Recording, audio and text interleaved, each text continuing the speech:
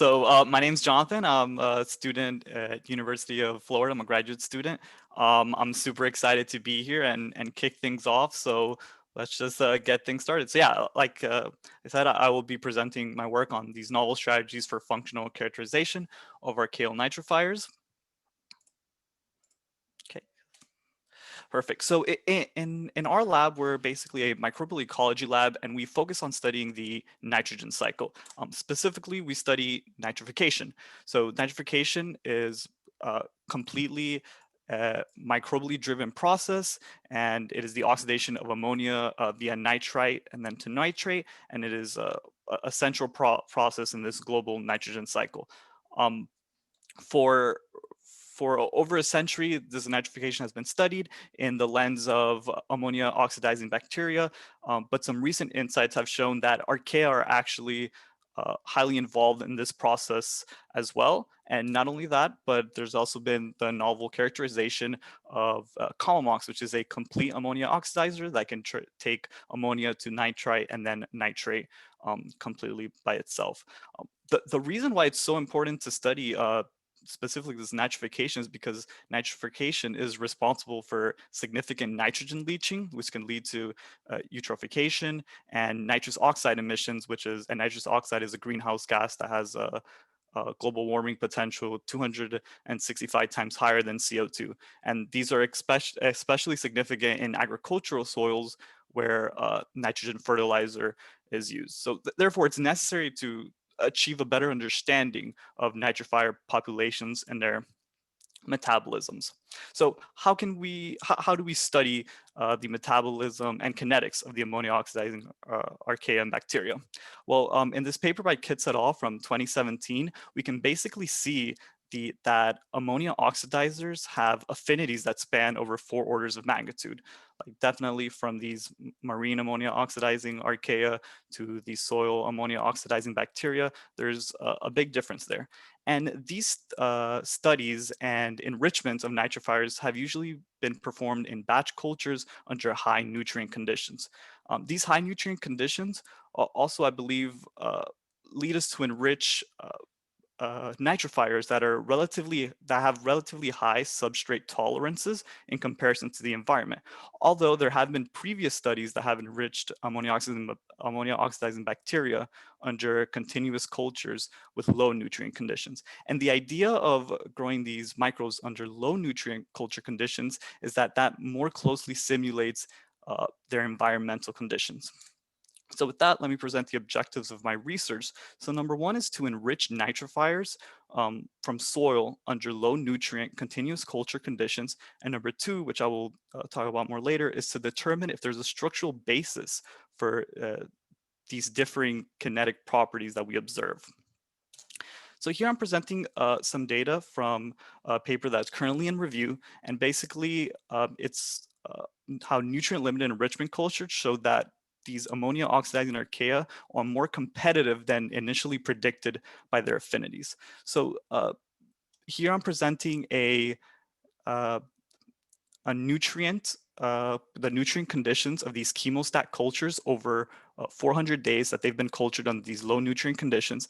Now on the right here is the 16S amplicon data at various time points. So at any of these time points, we have a good idea of the abundance of each of these nitrifiers in our cultures. So there's a few differences in these chemostat conditions. For example, this chemostat A was inoculated directly from agricultural soil. And just after 10 days, you can see that there is nitrate productions.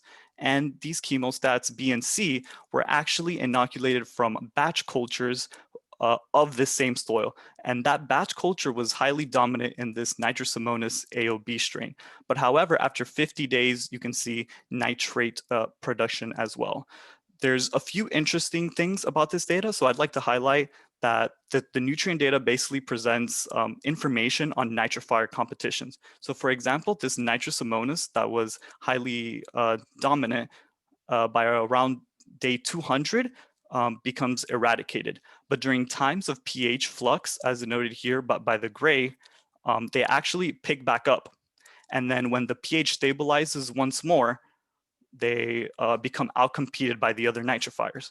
And what nitrifiers become dominant? Basically, this nitrous acosmicus ammonia oxidizing archaea is what we find most dominant at the end in all three of these chemostat cultures. So from this, we conclude that we can enrich archaeal nitrifiers under nutrient limitation from mixed assemblages. And initially, substrate affinity, as we saw before, predicts that common MOX could potentially outcompete other nitrifiers under low nutrient conditions, because not only does it have a higher affinity, but they're using ammonia, converting ammonia to nitrite and then nitrate. So they're getting energy basically twice from an ammonia. So they get about 1/3 more energy than the classical ammonia oxidizers. However, we find that nitrous acosmicus was the most competitive nitrifier under our nutrient conditions. So this leads me to believe that we need a better understanding of the physiology of these ammonia oxidizers. So here I have some transmission electron microscopies of various ammonia oxidizers to look at their cellular structure. And then down here I have their KMs, so their half saturation content. So the lower it is, the better their affinity is to their substrate ammonia. So as we can see here, this nitrous ammonium europaea it's a large cell, and it has these more complicated structure in comparison to this Nitrosopalmus maritimus, who's a marine ammonia oxidizing archaea. It's a really simple cell structure, small cell, and it has a very good affinity. And then vienensis is another archaea, and it's small as well, but it has a more clearly a more complicated cell structure. And this is a TEM over highly enriched nitrous acosmicus that we find in our chemostat. So it seems that nature's solution to high substrate affinity is to create a small cell with a very simple cell structure, which makes sense because a high surface area to volume ratio would be better for this. So then why do we find nitrous acosmicus highly enriched in a low nutrient chemostat? Well, one way we can look at this is by comparing the ammonia monooxygenase, which is the ammonia oxidizing enzyme that all AOA, AOB, and common MOX share. There's a clear gap in knowledge in both the structure and cellular localization of this. A few studies have done some homology on the AMO enzyme based on the methane monooxygenase of methane oxidizers. They appear to be very similar, but it has not been experimentally validated with X-ray crystallography or anything like that as of yet. And there also have been some studies using immunogold antibody labeling to try and locate the AMO in some ammonia oxidizers. And for example, here by this study in 2006, we can see that maybe this ammonia monooxygenase is located outside the cell, but there hasn't been much work in that. And now going back to the similarity between the AMO and the MMO, we can see that they have a similar substrate range to. So acetylene has been a common substrate that has been used to inhibit both the methane oxidizers and the ammonia oxidizers, and it's used as a suicide substrate to inhibit nitrification. So here we think, can different localization of the AMO among these nitrifiers explain these observed kinetic features? So using an extension of this acetylene inhibition, we utilize longer chain alkenes that have triple bonds on both ends. So if, for example, let's say there's active AMO outside the cell, if we add this 1,7-octadiene, we can inhibit the cells.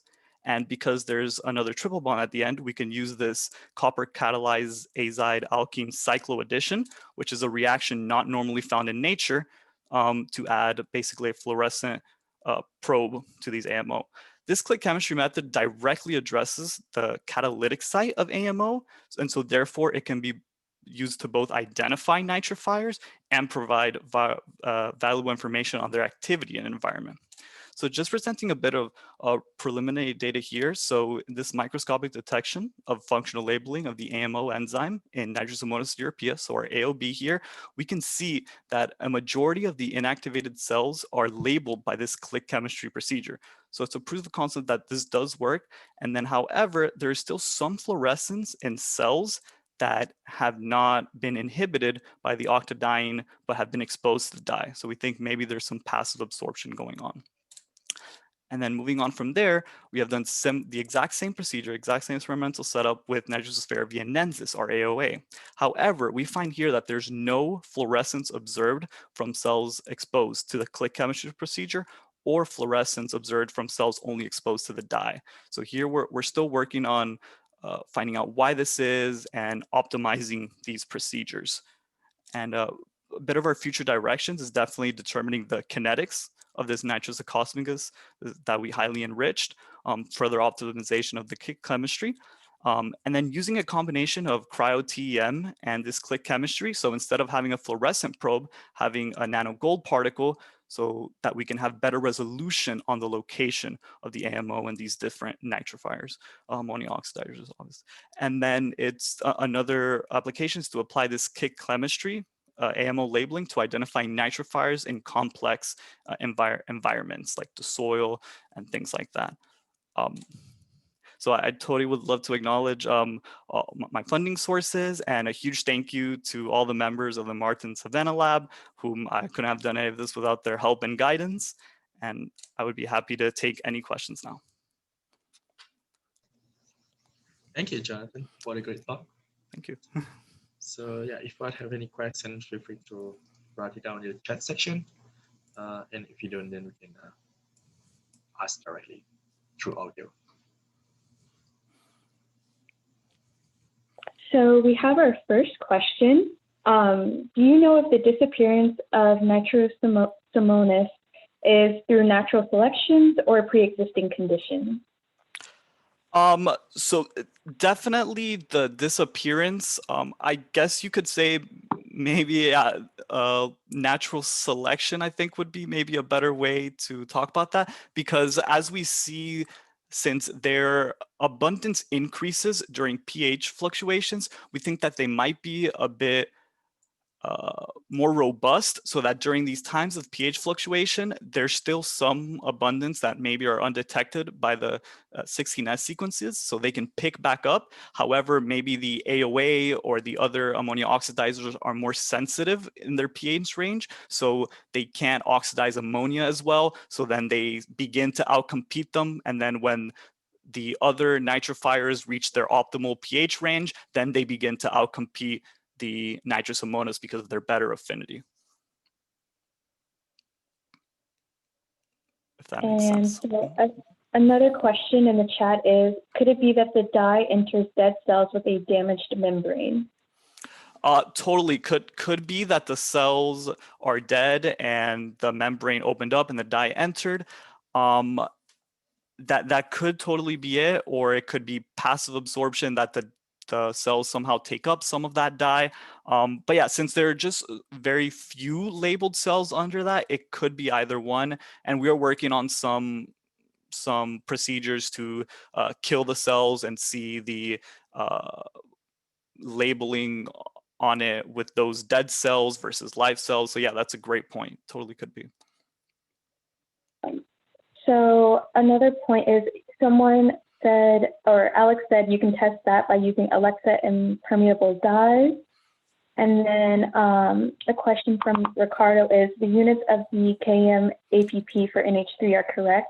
It says 1.6 to the 6, or 1.6 times 10 to the 6 micro M. Totally correct. Totally correct. Nitrosomonas europaea has, I guess, a pretty abysmal affinity, but they grow really fast, and that's why I think we see they get outcompeted really quickly under these low nutrient conditions. And then we have another question that says, do this AOA have pseudomurin? Does that explain the envelope diversity? I'm sorry, could you repeat that once more?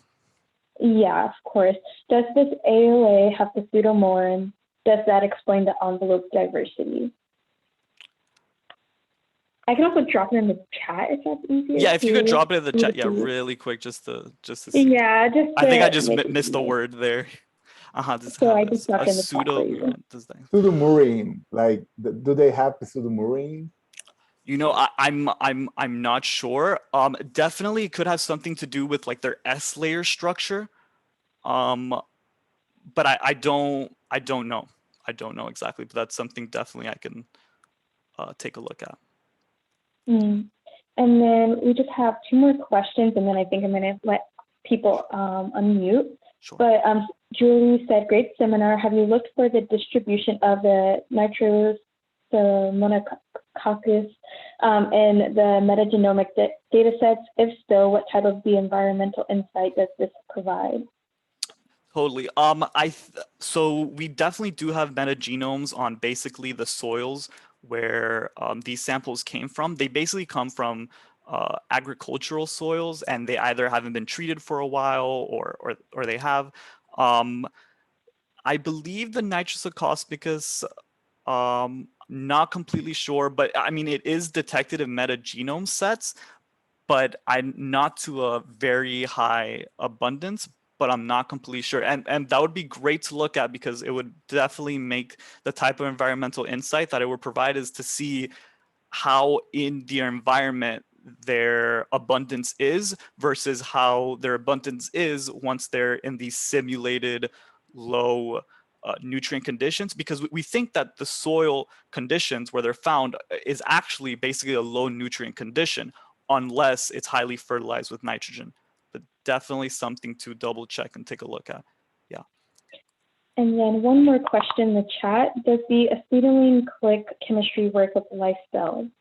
Work with life cells? Yes, totally. It works. The cells, the click chemistry works without having to kill the cells, and it's basically activity based, right? So the cells must have active ammonia monooxygenases, or else the 1,7-octadiene will not be able to go into that catalytic site and inhibit it. So the cells definitely, from my experiments as well, the cells need to be active and oxidizing ammonia for the click chemistry procedure to work, which is great because if we take like environmental samples, we can see like basically the proportion of active ammonia oxidizers in there, at least theoretically.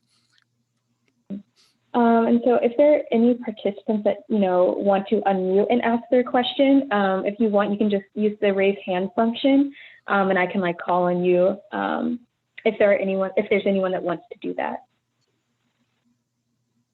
Okay, so Meki Polschruder, you have your hand raised. I thought I'd use that time to ask it instead of writing it down. So you actually have it on the right slide here for my question. So this nitrous acospicus, does internal structures or internal membrane vesicle type things, do you see those? I can't see it super well, but there seems to be something internally going on there. Yeah, totally. There is definitely some more vesicle-like areas, maybe some more compartmentalization in there, and it definitely doesn't have the same kind of S layer structure that we see in the others. And definitely the thing is, yeah, I don't know exactly what it is yet, right? So yeah, because that could potentially help with your volume to surface to volume ratio, right? Mm-hmm. So in some organisms, but anyway, totally makes sense. Yeah. Yeah, totally makes sense. So if their cytoplasm is actually folding on itself or something like that, that actually increases their surface area to volume. So yeah, totally makes sense. Yeah. Cool. Looks like some, sorry. It looks like some cyanobacteria. Sorry, the last question. Oh no, I was just going to compliment. Looks like some species of cyanobacteria. They also do the same thing to localize some different complexes to transport. All right, thank you, Jonathan. So we probably have to move to the next speaker. So the limited time. So thanks again, Jonathan, for the great talk and answering all these questions.